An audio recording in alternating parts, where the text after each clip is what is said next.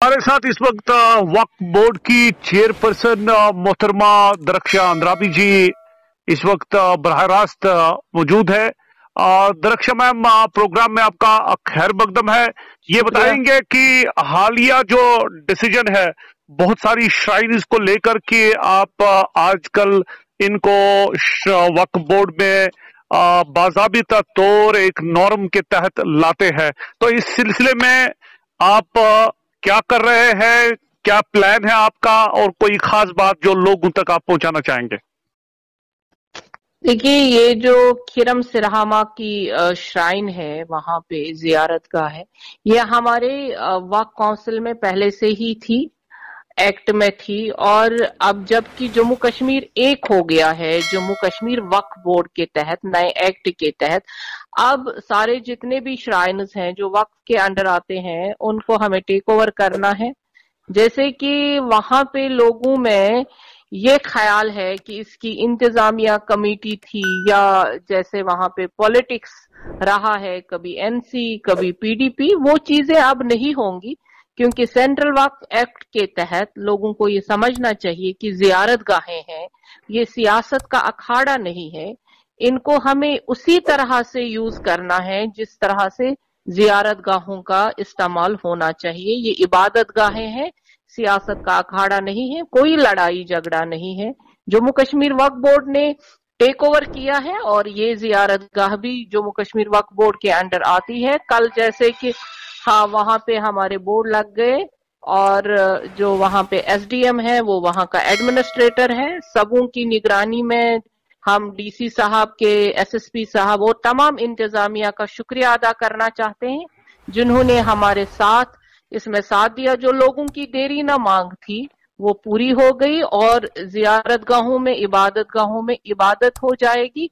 इंशाअल्लाह रहमान लोगों को भी फायदा होगा, और वक्फ बोर्ड पूरे तरीके से लोगों की उम्मीदों पे खरा उतरेगा और कोई शिकायत आगे नहीं आएगी।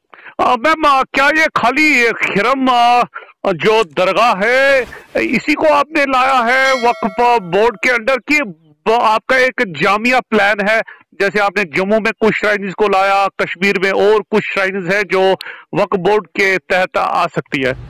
देखिए, हमारे पास अभी आपसे पहले मुझे फोन आया था, कुछ लोग जो आज तक वक्फ इंतजामिया के अंडर नहीं आ रहे थे, कुछ जियारत गाहें, वो भी आना चाहते हैं। और हमारी एक वक्फ काउंसिल की अंडर है त्राल में, और वो भी अब वक्फ बोर्ड टेक ओवर करेगा। ऐसा कुछ नहीं है, ये पहले से ही, हमने आपसे कहा कि ये पहले से ही वक्फ में आ रही है, अब सिर्फ नाम बदला है जम्मू कश्मीर वक्फ बोर्ड।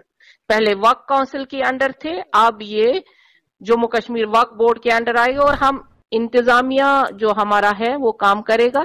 इसमें सियासत नहीं होगी, सिर्फ इबादत होगी। मैम, क्या आपको लगता है कि एक ट्रांसपेरेंसी और अकाउंटेबिलिटी जब कोई श्राइन वक्फ बोर्ड के अंडर आती है, एक जाबिते के तहत, एक नॉर्म के तहत, इसमें अकाउंटेबिलिटी का अंसर ज्यादा पाया जाता है?